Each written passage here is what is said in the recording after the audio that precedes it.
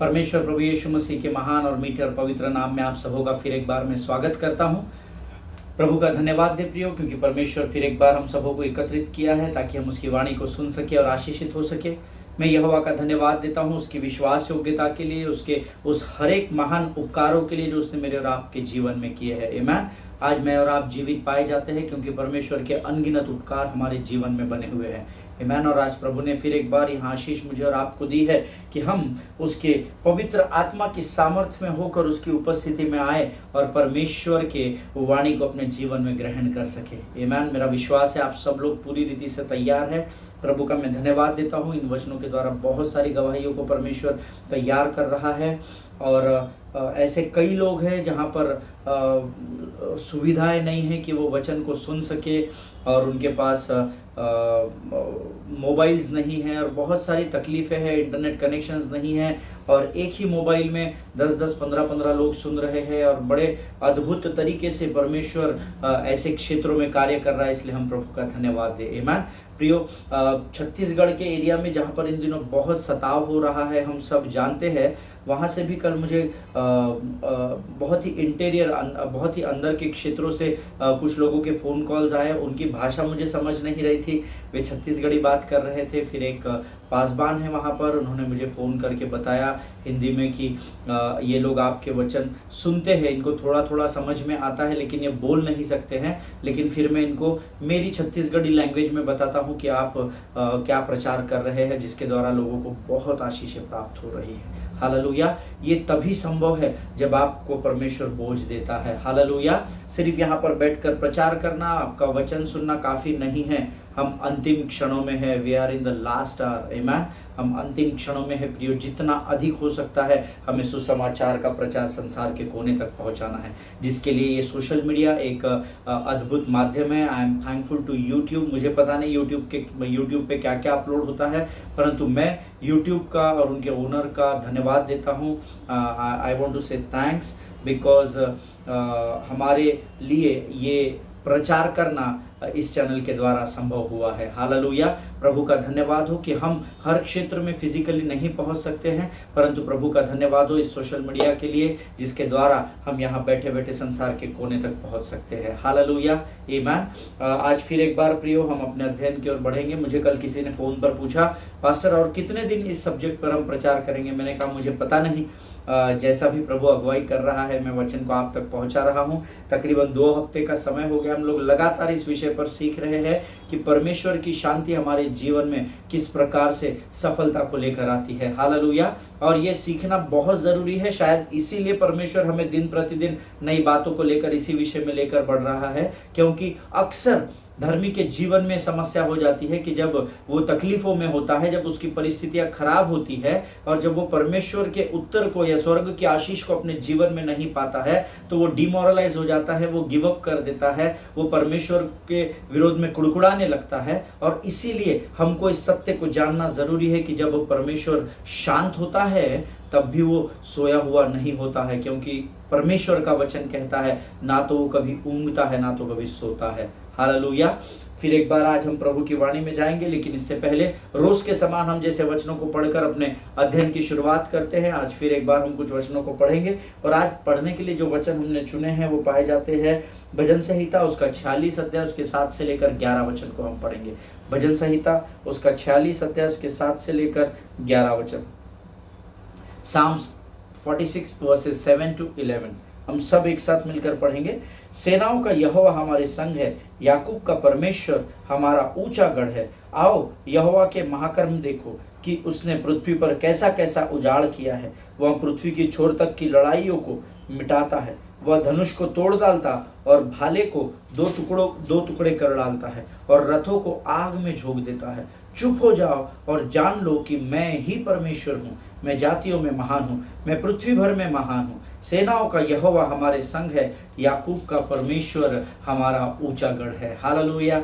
परमेश्वर इन वचनों को, जितनों ने मेरे साथ इन वचनों को पढ़ा उनमें से हर एक को आशीष दे और इन वचनों को समझने में आपकी सहायता और मदद करें। सबसे पहले जो लोग इस समय इस वचन को सुन रहे हैं, उनके मनों में किसी बात का विचार चल रहा है, आगे मेरे जीवन में क्या होने वाला है, मैं कैसा मैनेज करने वाला हूँ, मेरे जीवन के हालात में क्या बदलाव होने वाले हैं, मेरे जीवन से ये बीमारी क्यों नहीं जा रही है, मेरा कर्जा क्यों नहीं हट रहा है। अगर आज आप ऐसे किसी विचार में फंसे हुए हो तो ये 7वां वचन आपके और मेरे लिए आशीष का कारण बनकर आज आया है। हालेलुया।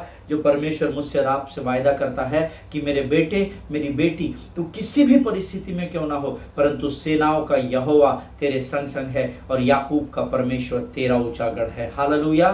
सो सबसे पहले तो अपनी मायूसी से बाहर आइए, अपनी उदासी अपनी निराशा से बाहर आइए, क्योंकि परमेश्वर आज वचन के द्वारा मुझसे और आपसे वायदा करता है कि सेनाओं का यहोवा हमारे संग संग है। हालेलुया।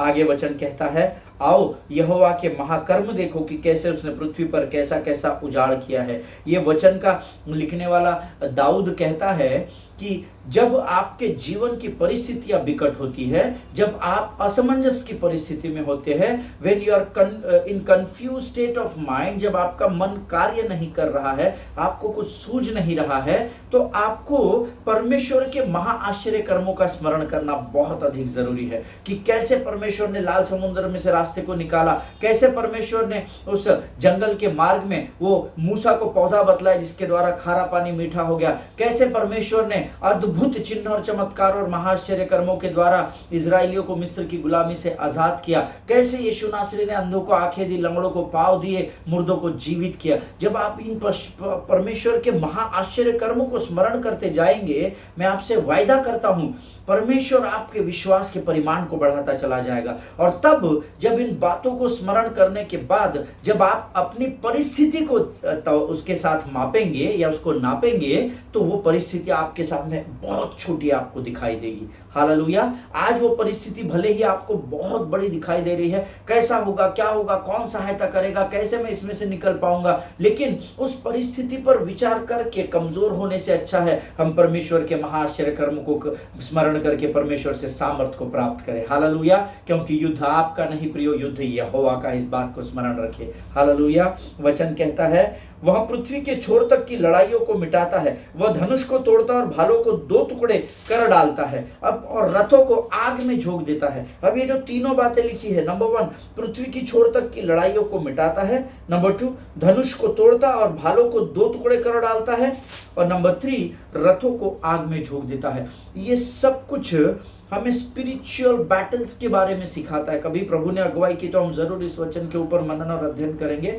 बहुत सारे आत्मिक युद्ध है जिसको आप और मैं अपने प्रार्थना, अपने उपवास के द्वारा तो लड़ते ही है, परंतु उसमें सबसे अधिक हमें जरूरत होती है परमेश्वर के सामर्थ की। हालेलुया। और परमेश्वर इस 9वें वचन के द्वारा अपनी सामर्थ को आपको फिर एक बार स्मरण करा रहा है कि वो ऐसा महान परमेश्वर है जो पृथ्वी की छोर तक की लड़ाइयों को मिटा डालता है, और आप इसी पृथ्वी के अंदर रहते हैं। हालेलुया। सो अगर आप प्रभु पर विश्वास करते हैं, आपने उद्धार पाया है, आपने बपतिस्मा लिया है, तो मैं आपको उत्साहित करना चाहता हूं प्रियो कि परमेश्वर आपकी हर एक लड़ाई पर आपको विजय को देगा। हालेलुया।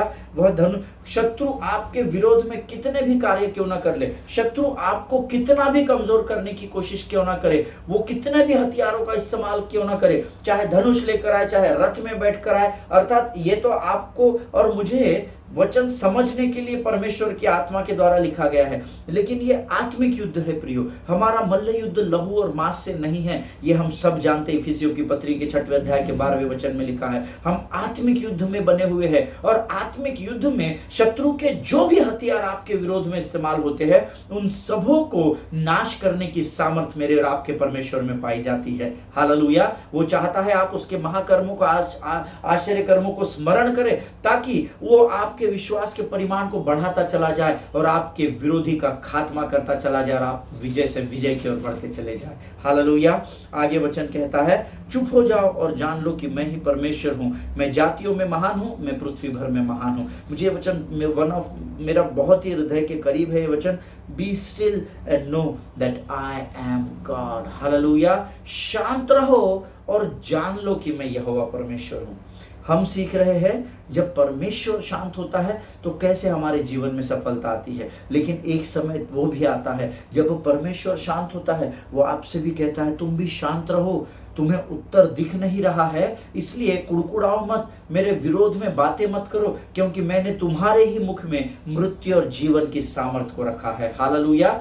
हमारे परमेश्वर को कोसने से परमेश्वर को और स्वर्ग को कोई भी फर्क नहीं पड़ेगा, परंतु जब हम परमेश्वर के विरोध में कुड़कुड़ाहट करते हैं या परमेश्वर को कोसने लगते हैं या नकारात्मक बातें बोलते हैं तो उसका सीधा इंपैक्ट, उसका सीधा असर मेरे और आपके जीवन पर सीधा दिखाई देता है। हालेलुया। इसीलिए प्रभु कहता है गलत बातें मत बोलो, नकारात्मक विचारों के द्वारा नकारात्मक शब्दों का अंगीकार मत करो। तो हम क्या करें प्रभु? शांत रहो और जान लो कि यहोवा ही परमेश्वर है। हालेलुया। आगे वचन कहता है, फिर एक बार सेनाओं का यहोवा हमारे संग संग है और याकूब का परमेश्वर हमारा ऊंचा गढ़ है।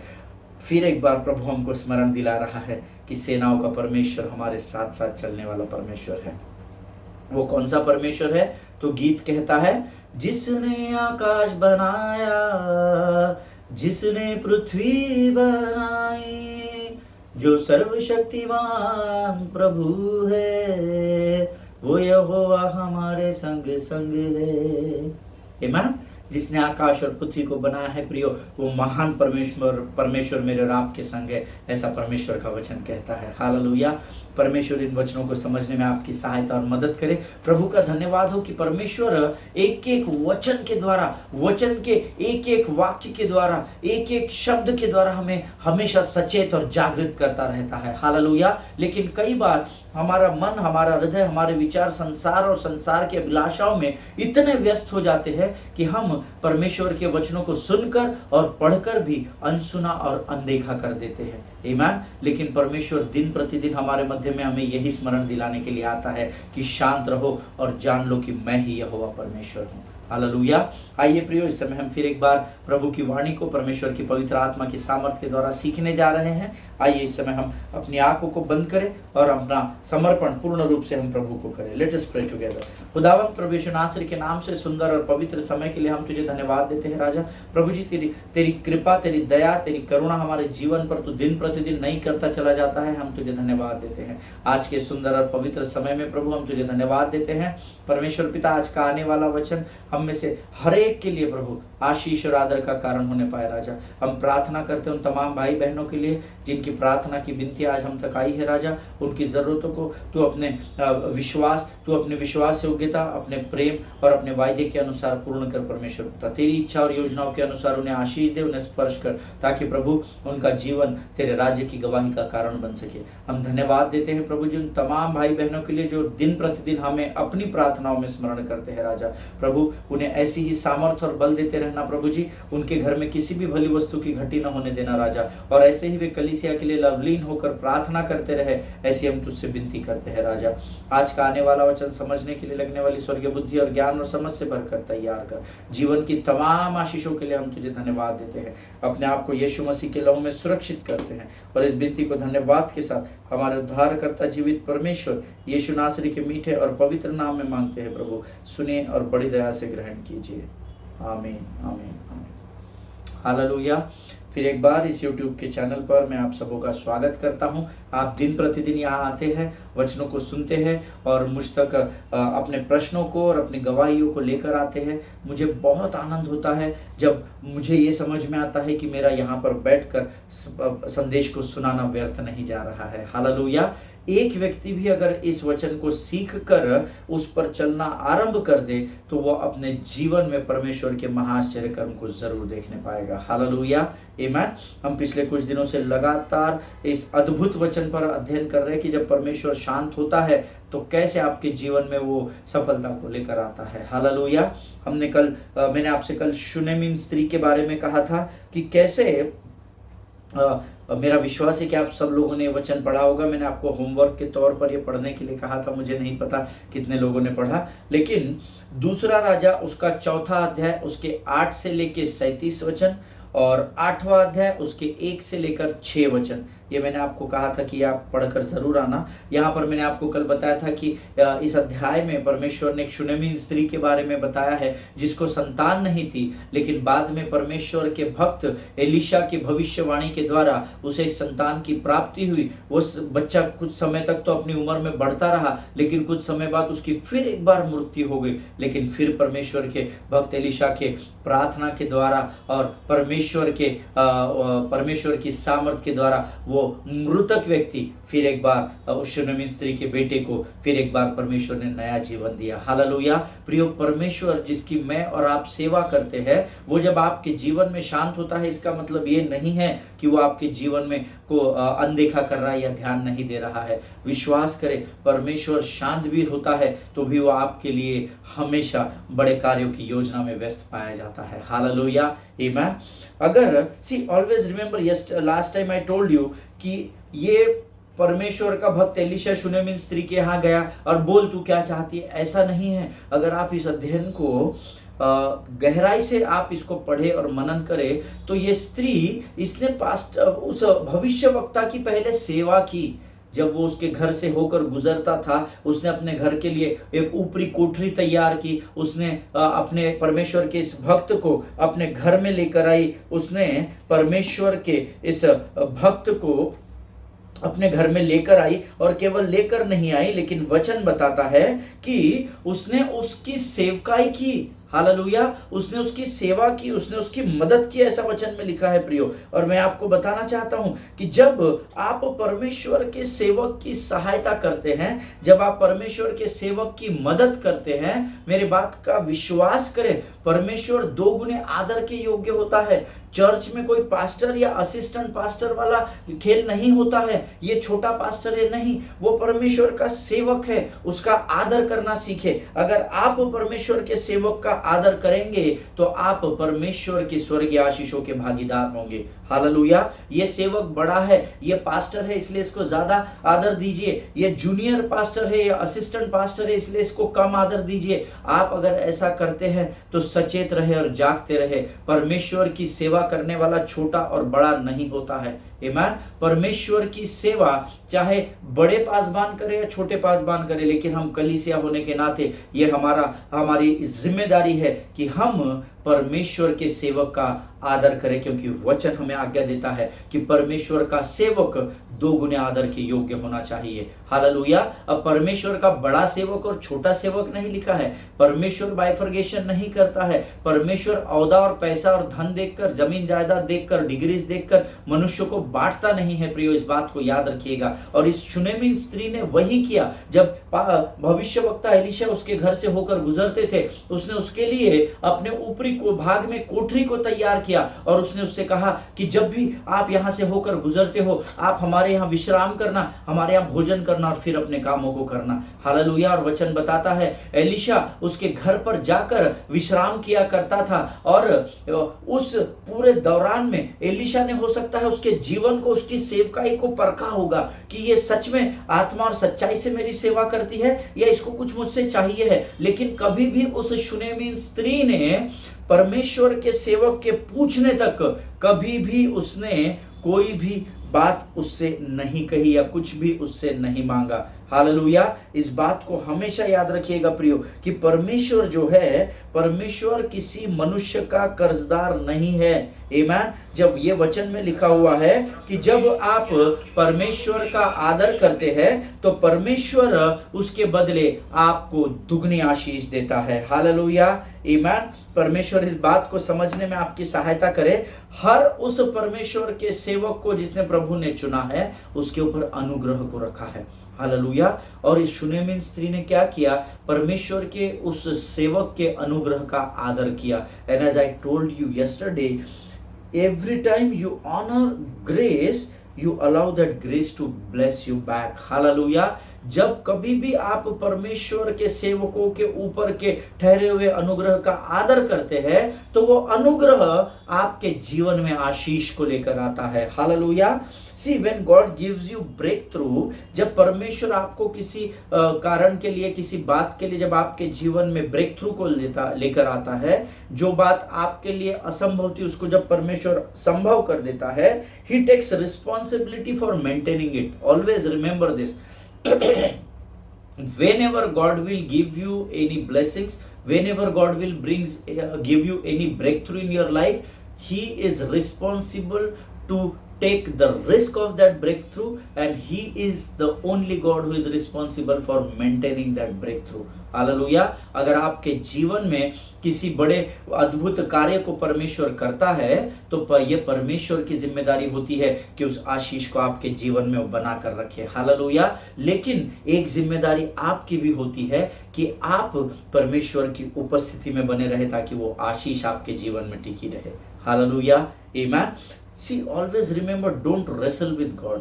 कभी भी परमेश्वर से रेसलिंग नहीं करना, युद्ध नहीं करना, कुश्ती नहीं करनी है, क्योंकि परमेश्वर हमारे मन के विचारों को वो उत्पन्न होने से पहले ही जानता है। वो इतना महान परमेश्वर है। वचन कहता है, मैं जानता हूं कि तुम क्या सोचने वाले और तुम क्या बोलने वाले हो। Amen. So never try to wrestle with God. Many times through ignorance you indict the integrity of God. You know, बहुत बार हम क्या करते हैं, अपने इग्नोरेंस के द्वारा, अपने अनदेखी के द्वारा हम परमेश्वर की इंटीग्रिटी पर मानो आरोप लगा देते हैं।